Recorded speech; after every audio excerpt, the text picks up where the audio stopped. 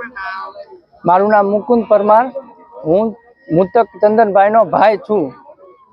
અમે ભાવનગર રાતે હતા, જોબ ઉપર રાજકોટ હતો, તો અમે સવારે વાત કરેલી, પછી રાતે ફોન આવ્યો કે ભાઈ સુરેન્દ્રનગરથી મારી મમ્મીએ કીધું કે કોઈ બે માણસ કઈ ગયા છે કે ભાઈ આ તમારો છોકરો પડી ગયો છે। મારી મમ્મી કે એ બને જ નહીં, રાજકોટ છે, અહીંયા આવે જ નહીં, બરાબર।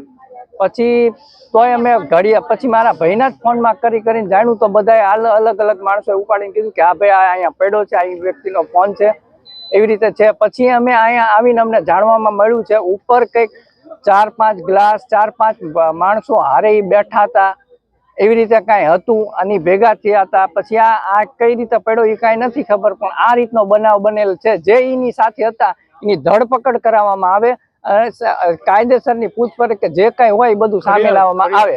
એની તૂટલી ઘડિયાળે ત્યાં પડી છે, જો કઈ લપાજપી થઈ હોય તો જ ઘડિયાળ તૂટી જાય।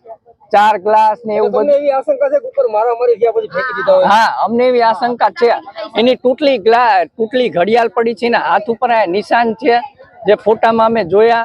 અને પછી એનું બૂટ એક અલગ છે, માથામાં વાગેલું અહીંયા નિશાન છે। આ રીતે બધું જોયું, પેન્ટે ફાડી નાખેલો છે। અને એની સાથે હતા એ લોકો ક્યાં વહી ગયા, શું લેવા વહી ગયા, સાથે કોણ કોણ હતા એ હજી નામ નથી ખબર। એ અમે કેસ કર્યો છે, હવે એમની તપાસ કરીને સામે અમને લાવે પછી જ લાશ લેશું।